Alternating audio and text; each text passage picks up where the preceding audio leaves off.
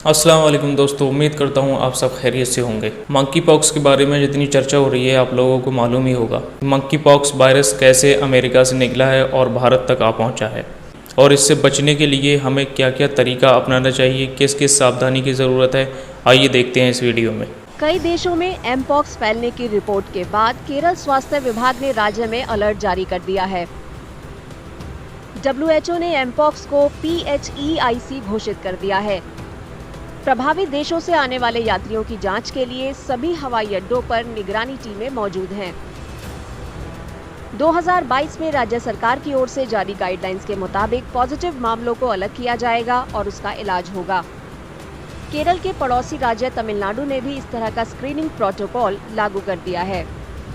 தமிழ்நாட்டில் இருக்கிற பன்னாட்டு விமான நிலையங்கள் குறிப்பாக சென்னை, மதுரை, திருச்சி, கோவை ஆகிய 4 பன்னாட்டு விமான நிலையங்களிலும் வெளிநாடுகளிலிருந்து வருபவர்களை கண்காணிக்கும் பணி தொடங்கி இருக்கிறது. பொதுவாகவே பன்னாட்டு விமான நிலையங்களில் மாஸ் ஃபீவர் ஸ்கிரீனிங் சிஸ்டம்ஸ் என்று சொல்லக்கூடிய அந்த விமானங்களிலிருந்து வருபவர்களுடைய உடல் வெப்பத்தை பரிசோதிக்கும் அமைப்பு ஒன்று நிறுவப்பட்டிருக்கிறது. एम्स दिल्ली ने भी मंगलवार को संदिग्ध मंकी पॉक्स रोगियों से निपटने के लिए गाइडलाइंस जारी कर दी। इसके अलावा कैंपस में 5 बेड भी रिजर्व कर दिए गए हैं। क्लोज कांटेक्ट से ये बीमारी फैलती है। अभी तक कोई क्लियर कट एविडेंस नहीं है कि ये सांस के थ्रू हवा में फैलती है, ऐसा कोई एविडेंस नहीं है। बट अगर कोई इन्फेक्टेड पेशेंट्स हैं, उनके ब्लिस्टर्स से अगर आपका स्किन प्रोलॉन्ग कांटेक्ट में है, अगर उनके कपड़े जो यूटेंसिल्स वगैरह है जो यूज़ करके बिना साफ़ सुथरा किए अगर हम टच करते हैं, प्रोलॉन्ग टच, तो ऐसे में इन्फेक्शन फैल सकता है। तो जैसे हमने कहा था कोविड के समय आप सावधानी बरतिए। कोविड तो हवा में फैलती थी, लेकिन ये हवा में नहीं फैलती है। तो इसलिए इसमें जो हम नॉर्मल हाइजीनिक रहने की बात करते हैं, जैसे फ्रिक्वेंट हैंड वॉश, ऐसे मरीज़ के कांटेक्ट में अगर आपको जाना पड़ रहा है तो मास्क पहने, उनके कपड़ों से की सफाई पे आप ध्यान रखें। एम्स की ओर से जारी SOP के मुताबिक मंकी पॉक्स एक वायरल जूनोसिस है, जिसके लक्षण अतीत में चेचक के रोगियों में देखे गए लक्षणों के समान हैं। हालांकि इलाज के लिहाज से ये ज्यादा गंभीर बीमारी नहीं है। कि अभी भी मैं कहूँगा ये एक एग्जॉटिक बीमारी है। कहने का मतलब ये हमारे देश में उस तरह से इतना कॉमन प्रेवलेंट नहीं है।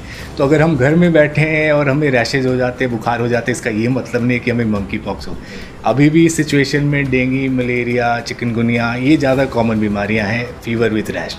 बट अगर जैसे मैंने कहा, अगर आप में रिस्क फैक्टर है, अगर आप MSM हैं, ऐसे कॉन्टैक्ट की हिस्ट्री है जहाँ पे ये मरीज़ रहे हैं, आपकी ट्रैवल की हिस्ट्री है, तो अगर आपको बुखार होता है, ब्लिस्टर जैसे दाने होते हैं, आपको मलेज, फटीग जो नॉर्मल किसी भी वायरल परेशानी में होती है, इसमें खांसी भी हो सकती है, ग्लैंड्स की स्वेलिंग हो जाती है, and blisters like rashes. Protocol के मुताबिक विदेश से आने पर बुखार, दाने या पुष्टि किए गए मंकी पॉक्स केस के संपर्क के इतिहास वाले रोगियों का जल्द से जल्द टेस्ट किया जाएगा।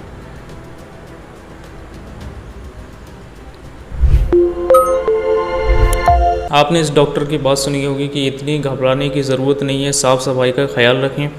बाकी मंकी पॉक्स इतनी कोई ख़तरनाक बीमारी नहीं है, ना ही कोई हवा से फैलती है, और इंडिया में अभी तक इसके मामले बहुत कम हैं और इलाज भी इसका मौजूद है। तो डरने की कोई ज़रूरत नहीं है, साफ़ सफाई का ध्यान रखें और अपना ख्याल रखें।